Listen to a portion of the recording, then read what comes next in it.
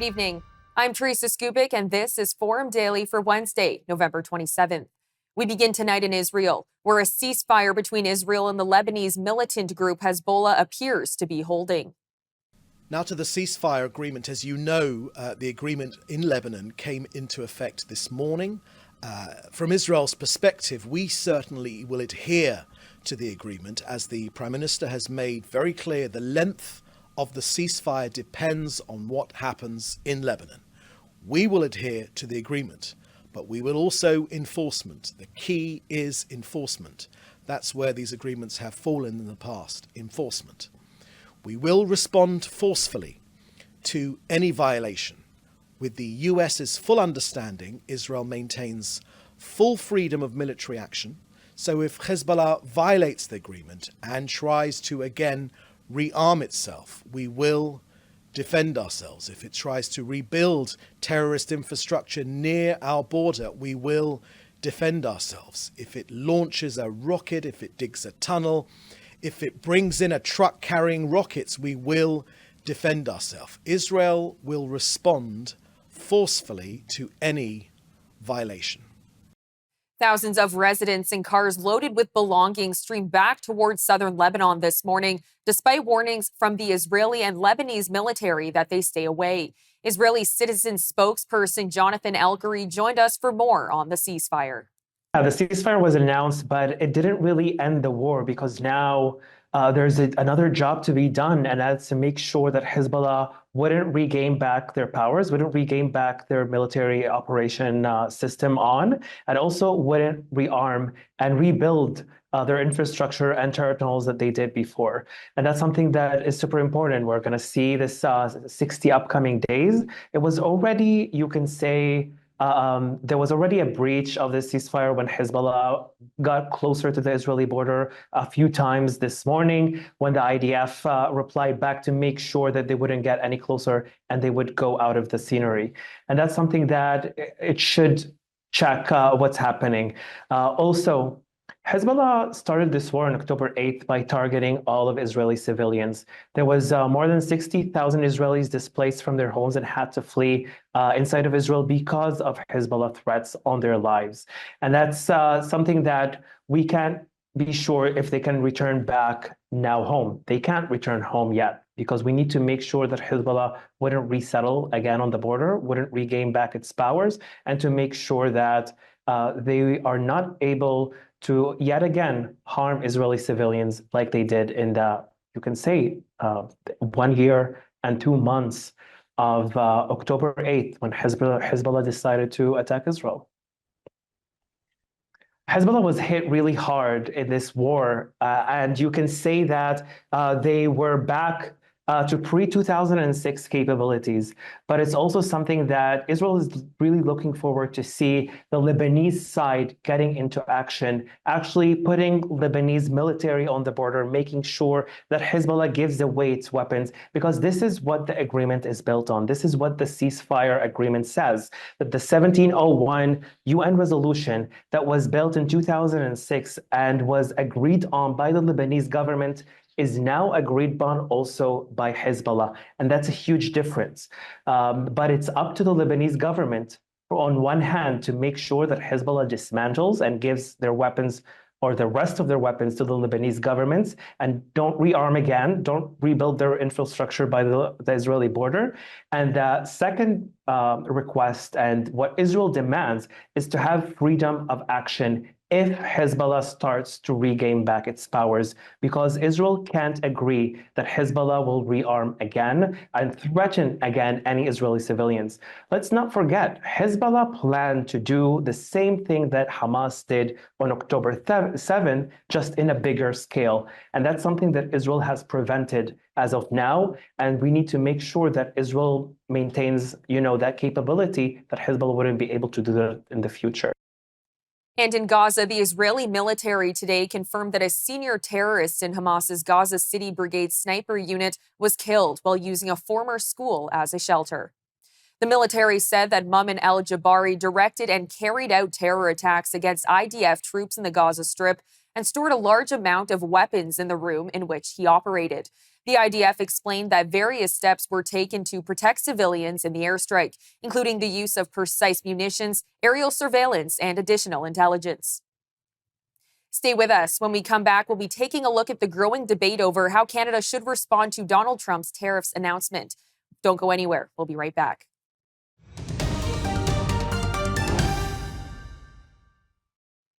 Federal NDP leader Jagmeet Singh says his party won't support a Liberal plan to give Canadians a GST holiday on some items and $250 unless the rebate part of the plan gets better. He says the rebate needs to include seniors, students, and people on disability, not just people who were working. Singh says he initially supported the rebate part of the plan because he thought the checks would go to anyone who earned less than $150,000 last year. And during question period yesterday, Jagmeet Singh lashed out and urged the Prime Minister to take a firm stance against Donald Trump's threat, imposing a 25% tariff on all Canadian goods. Donald Trump's threats of tariffs could threaten hundreds of thousands of Canadian mortgage-paying jobs. The only thing a bully responds to is strength. So where is our plan to fight back? Where is the war room? Where is a concrete plan to bring our issue before CUSMA? Why isn't the Prime Minister fighting like hell for Canadian jobs? Hear, hear, hear, hear. And Mr. Trudeau responded to Mr. Singh's comments, telling him that they will stand up for Canadian jobs without freaking out. Rather than panicking, we're engaging in constructive ways to protect Canadian jobs like we have before. I don't think the idea of going to war with the United States is what anyone wants. What we will do is stand up for Canadian jobs as we have before, as we will continue to. Stand up for the prosperity we create when we work together. Stand up for the challenges that we're facing, that we're protecting Canadians from. There is work we can do together. That is the work we will do, seriously, methodically, but without freaking out the way the leader of the NDP seems to be. But the NDP leader isn't the only one expressing worry. Canada's premiers are laying out their concerns. Saskatchewan Premier Scott Moe says a 25% tariff on all Canadian goods would harm Saskatchewan's export-based economy. Alberta's Danielle Smith says U.S. President-elect Donald Trump's proposed tariffs would devastate her province. And Quebec's Premier François Legault asked that provinces be given a seat at the negotiating table. For example, Alberta is exporting oil and gas. Ontario is exporting cars or car parts. Here in Quebec, it's the aerospace business, the lumber business, the agriculture business, the aluminum business, and we also have this protection for cultural products. So, of course, I think we need to be at the table negotiating with the United States for at least for our products. U.S. President-elect Donald Trump has chosen Dr. Jay Bhattacharya to lead the National Institutes of Health.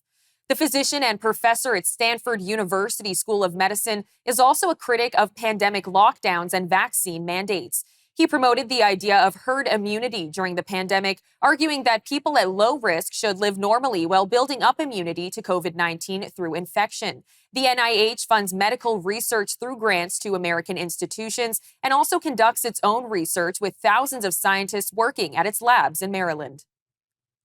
The federal government on Tuesday announced that doctors and nurses working in communities of 30,000 people or fewer are now eligible for Canada's student loan forgiveness. Now, we're changing the definition of rural for the purpose of this program to make sure that these three communities and all communities with less than 30,000 people have access to this important student loan forgiveness program. What that means for people on the ground is that nurses and nurse practitioners who actually come to work in these communities are going to benefit from student loan forgiveness of up to $30,000. For doctors who tend to have bigger student loans when they graduate, this means up to $60,000 in student loans will be forgiven. When we forgive the student loans for doctors and nurses who work in small towns and rural communities, we're going to make sure places like Sheet Harbour, Musquodoboit Harbour, and Middle Musquodoboit have access to the healthcare professionals that they need. This change is expected to encourage over 900 additional doctors and nurses to work in rural and remote communities over the next 10 years. It is also expected to increase the availability of healthcare services for approximately 1.7 million Canadians living in newly eligible areas. Ottawa is barring a company previously co-owned by former Employment Minister Randy Boissonnault from bidding on contracts with the federal government. Global health imports are suspended for at least 90 days as the government makes a decision about their status under its policies. The company has one active contract with the federal government through Elections Canada. Boissonnault's former company has been at the center of criticism for weeks, with reports that it applied for federal contracts while falsely claiming to be Indigenous owned. All right, stay with us, because when we come back, we'll be looking at a new announcement in the U.S. over popular weight loss drugs like Ozempic. We'll be joined by Dr. Abhishek Rout to unpack everything you need to know. Stay tuned. We'll be right back after this.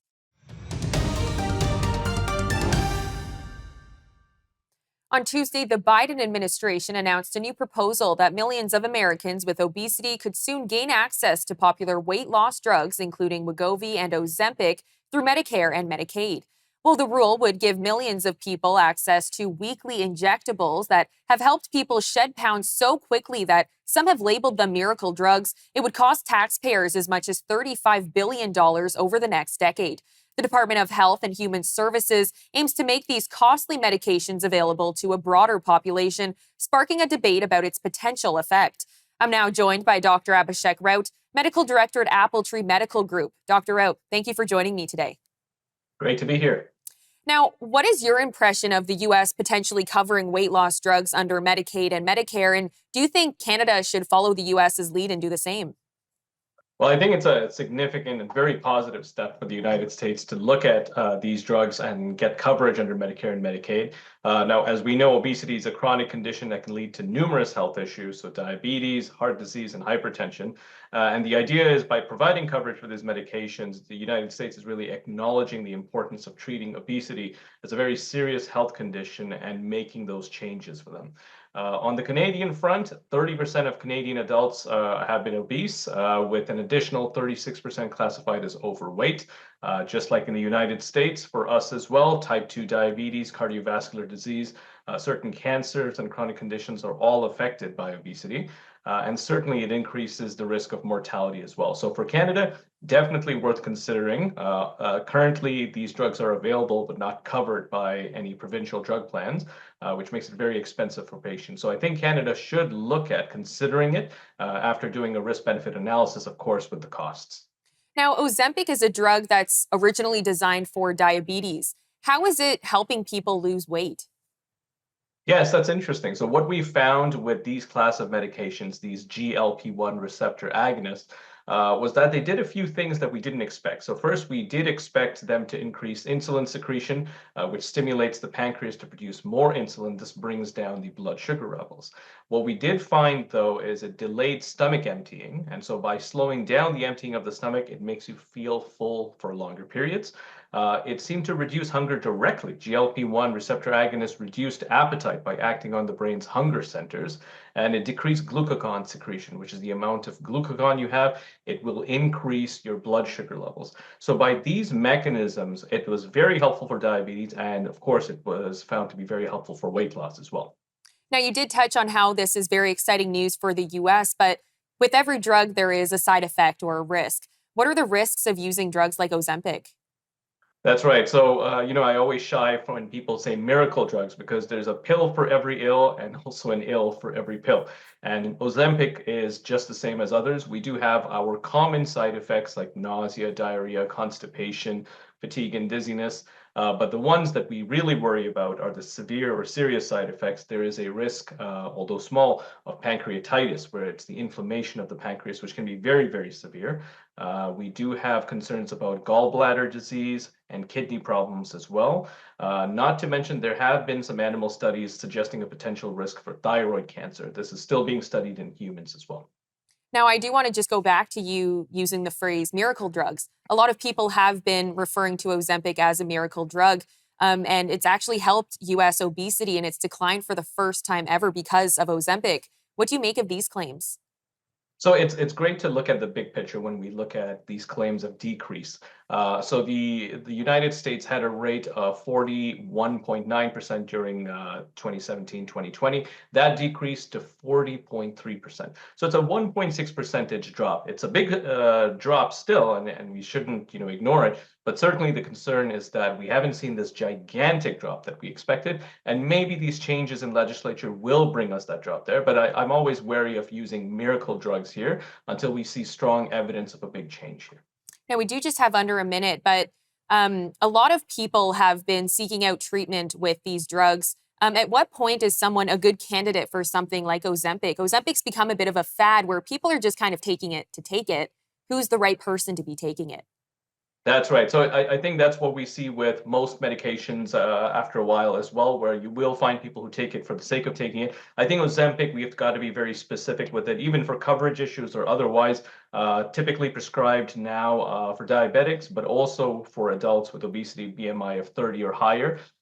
Really, the way I look at it is you've got to have some kind of comorbid condition that's really causing you to use that drug. Is it obesity? Is it type 2 diabetes? Is it heart disease? Or is it even sleep apnea?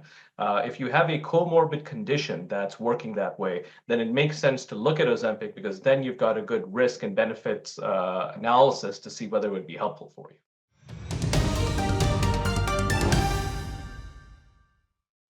Premier Tim Houston has led the Progressive Conservatives to a second consecutive majority government in the Nova Scotia provincial election. Thank you for continuing to believe in me and my family. I love our community.